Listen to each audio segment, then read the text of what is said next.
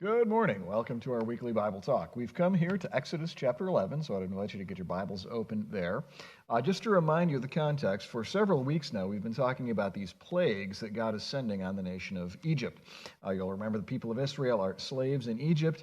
They're cruel taskmasters, especially Pharaoh. They're making the Egyptians do this the Israelites do this very menial slave labor, making bricks. And then, when Moses shows up, he makes it worse, and they're making bricks without straw.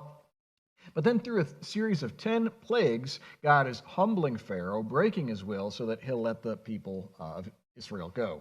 And you'll remember a couple of things I stressed about these plagues.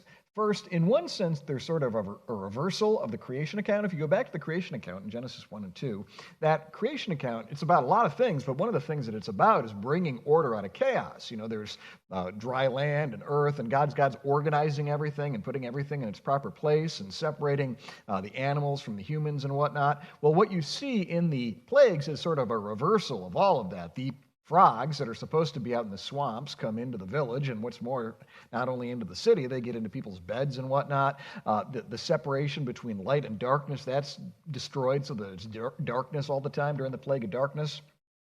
So that's one of the things that we see in these plagues, the reversal of the creation order. The way that God has designed creation is actually good. It's for our blessing.